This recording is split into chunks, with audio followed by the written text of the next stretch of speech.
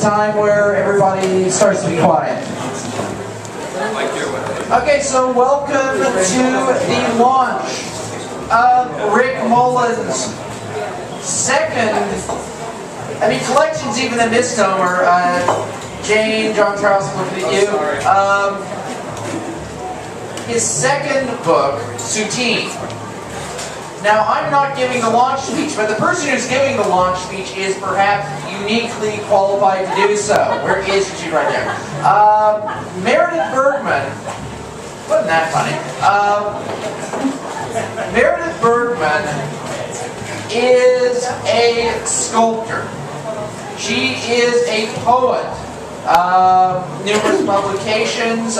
She is also the poetry editor of the American Arts Quarterly.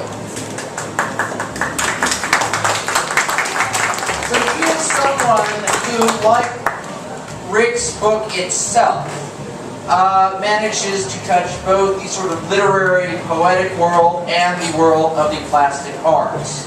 So I can think of no better person to actually launch this book than Meredith Bergmann.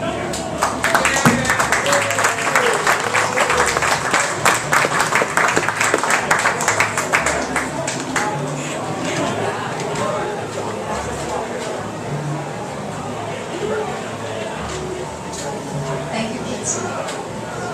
Can you hear me? No, louder. Okay. Rick Mullin is a very talented artist and poet.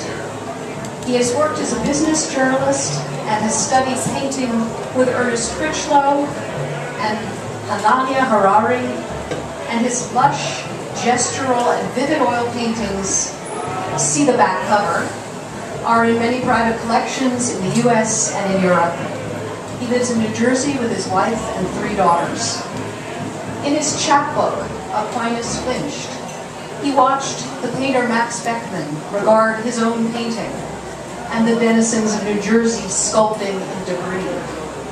In his previous book-length poem, the hilariously, deviously surreal Hunky, an artist's studio visit reveals whorls of oil color brushed and sliced, and descriptions of dawn in the East Village as only a painter, however bleary-eyed, could experience it.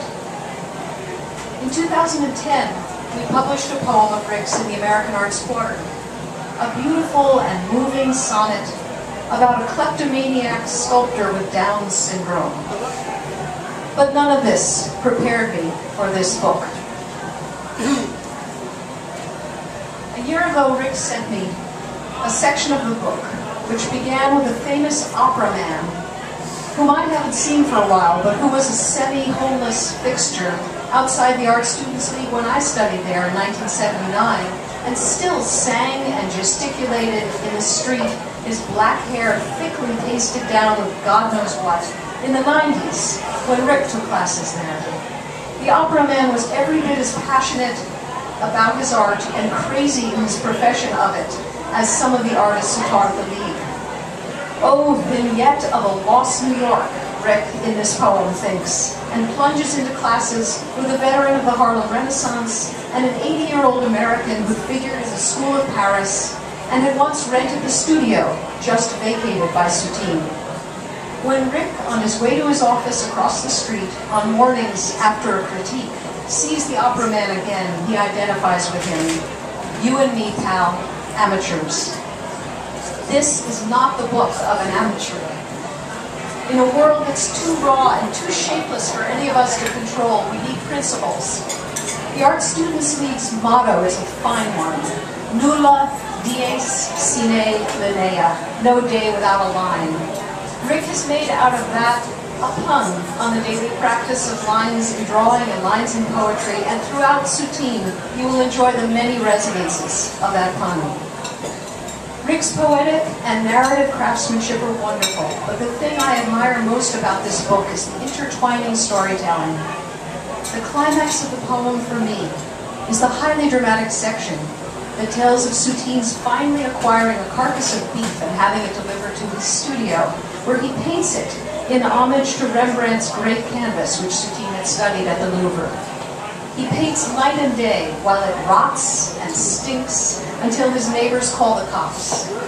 The police captain, admiring his paintings, gives him another 3 days to paint until it falls.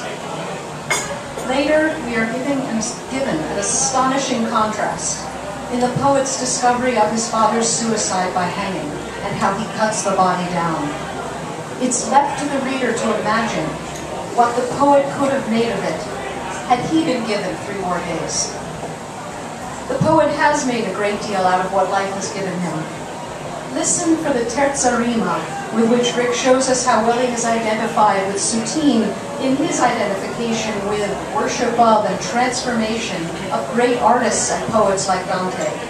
Listen for the humor in poignantly absurd scenes of Soutine trying to restage Rembrandt and Courbet paintings with local farmers and their wives in order to paint his own versions. Listen for deliciously irreverent rhymes like Picasso with lasso and asshole. Listen for the way Rick redeems Soutine's self-abuse and destruction of his own work, showing us how some can turn their failures into unforeseen, fresh masterpieces. All despair, demise, and triumph matters. For Rick, as for Soutine, art means life or death, or an incurable disease. Rick Mullin.